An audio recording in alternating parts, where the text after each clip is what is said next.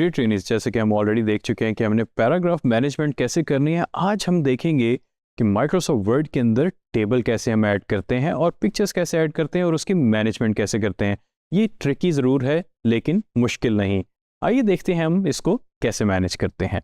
So students, जैसा कि आप उम्मीद है कि माइक्रोसॉफ्ट वर्ड अब आपकी एक्सेसिबिलिटी में होगा, एक्सेस में होगा, तो डायरेक्ट हम वर्ड के अंदर आते हैं, एक ब्लैंक डॉक्यूमेंट ओपन करते हैं।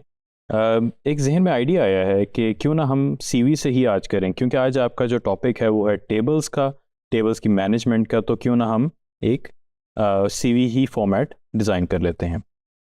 तो आप अगर रिबन देखेंगे तो यहाँ पे आपके पास एक और रिबन है इंसर्ट की। इंसर्ट के अंदर आपके पास बहुत सारी चीज़ें, ऑप्शंस हैं जो कि हम अभी जो एक्सप्लोर करेंगे वो इलस्ट्रेशंस हैं और टेबल्स हैं। सबसे पहले हम आएंगे टेबल के अंदर और यहाँ पे हम नोटिस करेंगे कि हमारे पास एक ड्रॉप डाउन है जिसके अंदर हमारे पास वो ऑप्शन दे देते कि आपको कितना बड़ा टेबल चाहिए। तो आप नोटिस कर रहे होंगे कि मेरी स्क्रीन के ऊपर जो है वो टेबल शो कर रहा है। एक्चुअली ये अभी बना नहीं है जब तक मैं क्लिक नहीं करूँगा। अगर आप नोटिस करें तो सीवी के अंदर आपका जो स्टार्ट होता है वो नाम से होता है और तस्वीर से होता है। तो इसके लिए मुझे सिर्फ 2 कॉलम्स चाहिए, एक रो और 2 कॉलम्स। इस पर मैं क्लिक करूँगा और क्योंकि हम ऑलरेडी चीज़ें पढ़ चुके हुए हैं तो मैं इसमें ज़्यादा डिटेल्स में नहीं जाऊंगा। तो यहाँ पे हम कर लेते हैं, टेम्पलेट बना लेते हैं। यहाँ पे मैंने अपना नाम लिख दिया, उसके बाद मैंने ये मोबाइल नंबर लिख दिया, उसके बाद मैं ईमेल एड्रेस अपना लिख रहा हूँ, email.address@email.com। और उसके बाद मैंने अपनी सिटी और कंट्री मेंशन कर दी। अब यहाँ पे मैं जाऊँगा तो मैंने एक इंसर्ट करना चाह रहा हूँ अपना इमेज। मेरे पास इस वक्त एक इमेज अवेलेबल है रॉयल्टी फ्री, जो कि मैंने यहीं से डाउनलोड किया था इस लेक्चर से पहले। तो हम उसी को ही इंसर्ट करेंगे। यहाँ पे अगर आप नोटिस करें तो मेरे पास ऑप्शन आ रही है पिक्चर की। पिक्चर जब क्लिक कर रहा हूँ तो मुझे मज़ीद 3 ऑप्शंस मिल रही हैं। दिस डिवाइस का मतलब है कि मेरे सिस्टम से जो इमेज मैं अपलोड करना चाह रहा हूँ वो यहाँ पे मौजूद है। तो मैं इस पर क्लिक करूँ। स्टॉक इमेजेस का मतलब है कि माइक्रोसॉफ्ट हमें एक इमेजेस की फ्री लाइब्रेरी देता है जहाँ से हम इमेजेस डाउनलोड कर सकते हैं। और ऑनलाइन पिक्चर्स में ये मज़ीद हम ऑनलाइन पिक्चर्स को सर्च करके डाउनलोड करके अपने इसमें डॉक्यूमेंट में डाल सकते हैं। फ़िलहाल दिस डिवाइस पे क्लिक कर लेते हैं क्योंकि मैंने इमेज डाउनलोड किया हुआ है ऑलरेडी, तो हम उसी को ही यूज़ करेंगे। आप नोटिस करेंगे कि जब इमेज आया मेरे पास तो इसके मेरे पास कुछ पॉइंट्स आ गए हैं। ये पॉइंट्स उसकी एडजस्टमेंट के लिए होते हैं, जिसमें इमेज को रोटेट करना और उसका साइज बड़ा या छोटा करना होता है। अब आप नोटिस कर रहे होंगे कि इमेज में और टेक्स्ट जो हैं दोनों बाय डिफ़ॉल्ट लेफ़्ट अलाइन हैं। लेफ़्ट अलाइन से याद आया कि हम अभी कंटिन्यूटी में ही हैं, तो अब हमने इमेज को अपने करना है राइट अलाइन। तो मैं अब सिर्फ शॉर्टकट यूज़ कर रहा हूँ, Ctrl+R दबाया और इमेज हो गया राइट अलाइंड और मेरा टेक्स्ट है लेफ़्ट अलाइंड। आप नोटिस करेंगे कि अब इसमें कुछ बेहतर विजुअलाइजेशन हो रही है, चीज़ें में गैप आ रहा है, तो उससे ही आपकी प्रेजेंटेशन बेहतर हो रही है। अगर आप नोटिस करते हैं तो हम सीवीज़ के ऊपर अपना नाम जो है वो काफ़ी बड़ा लिखते हैं, बोल्ड लिखते हैं, ताकि विजिबिलिटी उसकी ज़्यादा हो। तो इसको मैं क्या करूँगा, मैं इसको साइज़ बड़ा कर रहा हूँ, इसको मैंने बोल्ड भी कर दिया है और बाकी चीज़ें मैं फ़िलहाल वैसे ही रहने दे रहा हूँ।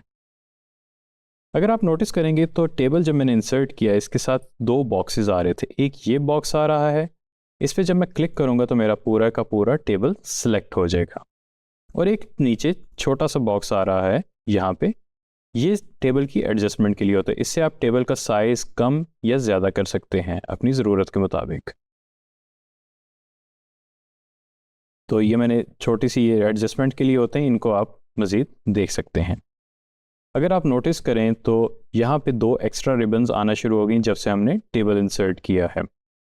एक है टेबल डिज़ाइन, दूसरा टेबल लेआउट। टेबल डिज़ाइन के अंदर हमने अगर कोई भी इसके अंदर कलर्स करने हैं या उसके बॉर्डर का स्टाइल चेंज करना है, बॉर्डर ये जो लाइंस हैं इनका स्टाइल चेंज करना है, तो हम टेबल डिज़ाइन में आते हैं। हाँ, अगर हमने उसकी लेआउट चेंज करनी है, यानी कि उसमें जो टेक्स्ट लिखा हुआ है या उसके कंटेंट्स हैं उनको अरेंज करना है, तो हम टेबल लेआउट में आते हैं, जिसमें हम मज़ीद कॉलम्स या रोज़ भी इंसर्ट कर सकते हैं ज़रूरत के मुताबिक। और याद रखिएगा टेबल के अंदर हम मज़ीद टेबल भी डाल सकते हैं, उसको हम नेस्टेड टेबल भी कह सकते हैं। अब हम बात करते हैं बॉर्डर की। अगर आप यहाँ पे क्लिक करें तो टेबल डिज़ाइन के अंदर आपके पास ऑप्शन आ रही होगी बॉर्डर्स की। इसमें आप देखेंगे मेरे पास इस वक्त सिर्फ एक ऑप्शन इनेबल है, नो बॉर्डर्स, यानी कि मैं बॉर्डर्स इसके ख़त्म कर सकता हूँ। और अगर मैं चाहूँ यहाँ पे डायगोनल भी लाइन दे सकता हूँ। ये हो सकता है कि पुराने वर्जन्स में ये चीज़ आपके पास अवेलेबल ना हो, तो मैं इसको एक्सप्लेन नहीं कर रहा फ़िलहाल। यहाँ पे मैंने नो बॉर्डर्स कर दिया। नो बॉर्डर्स आप करेंगे तो आप नोटिस करेंगे कि आपके बॉर्डर्स या लाइंस बिल्कुल ही गायब हो गई हैं। फॉर इंस्टेंस, आप चाह रहे हैं कि आपका जो सीवी है वो विदाउट लाइंस हो, आपके जो टेबल्स हैं, तो आप ये ऑप्शन यूज़ कर सकते हैं। अदरवाइज़ अगर हम इसको थोड़ा सा ब्यूटीफाई करने की कोशिश करें तो हम इसको ये कर सकते हैं कि हम इसमें एक लाइन ऐड कर देते हैं राइट बॉर्डर की। अब ये हुआ कि थोड़ा सा ये बेहतर हो गया है, इसमें विजिबिलिटी ज़्यादा आ गई, लाइन भी है और वो अच्छी भी लग रही है। और अगर हम चाहें तो इस लाइन को बोल्ड भी कर सकते हैं, इसकी मोटाई जो है ज़्यादा कर सकते हैं। फॉर इंस्टेंस, इसमें हमारे पास बहुत सारी लाइंस हैं, हम सिंगल लाइन भी, डॉटेड लाइन और बहुत सारे डबल ट्रिपल लाइन भी यूज़ कर सकते हैं, वेवीज भी यूज़ कर सकते हैं, और ये हमारे पास सारी ऑप्शंस अवेलेबल हैं। हम किसी भी लाइन पे क्लिक करके उसको ड्रॉ कर सकते हैं। अगर आप नोटिस करें, मैंने अभी डबल लाइन सेलेक्ट की है तो मेरे पास एक पेन आ गया है, पेंसिल आ गया है, जिससे मैं टेबल ड्रॉ कर सकता हूँ। और आप नोटिस करेंगे कि वो लाइन सिंगल से डबल हो गई है। और अब मैं इसकी थिकनेस बढ़ाना चाह रहा हूँ, मैं 0.3 कर देता हूँ 3 पॉइंट्स पे, और आप नोटिस करेंगे यहाँ पे मेरे पास बॉर्डर अब उसका चेंज हो जाएगा। अब आप नोटिस करें कि मैंने जो है इनको सेपरेट कर दिया है इस थिक लाइन के थ्रू। मज़ीद हम आगे जाते हैं। ये तो हमने देख ली कि टेबल कैसे हमने मैनेज करना था। अब हम आते हैं कि हम सीवी को मज़ीद आगे कैसे बढ़ाते हैं। ये मैंने एक प्रोफेशनल समरी हेडिंग लिखी और इसको मैंने हेडिंग में कन्वर्ट कर दिया। आगे हमने देखना है कि बुलेट्स हमने कैसे यूज़ करनी है।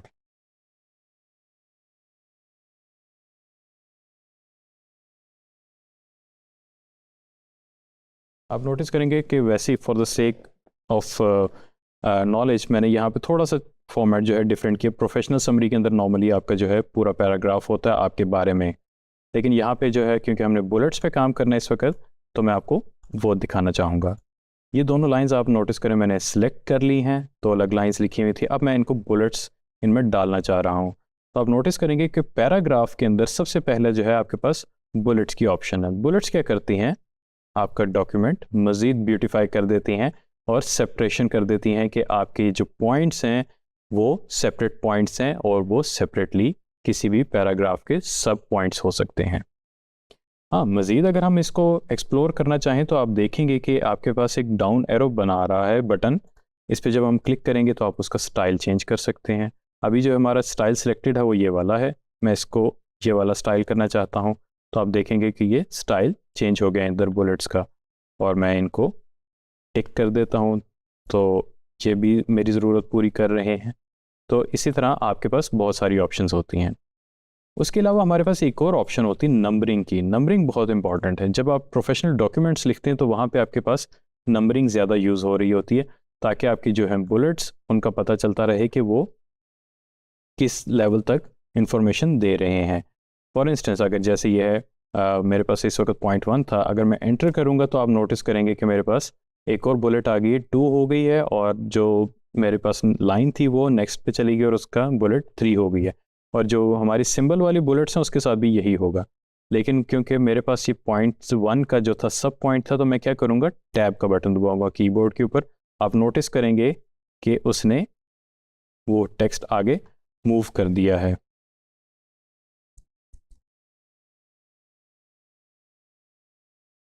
ये मैंने इसको कह दिया सब बुलेट, और अगर मैं चाहूँ तो मैं इसको मज़ीद डिटेल में मज़ीद इंडेंट कर सकता हूँ। तो ये आपके पास काफ़ी ज़्यादा ऑप्शंस होती हैं और इनको आप जो है कस्टमाइज़ भी कर सकते हैं अपनी ज़रूरत के मुताबिक। और इसके अलावा जो एक और चीज़ है जो कि बहुत कॉमनली यूज़ होती है प्रोफेशनली, वो है हाईलाइटिंग।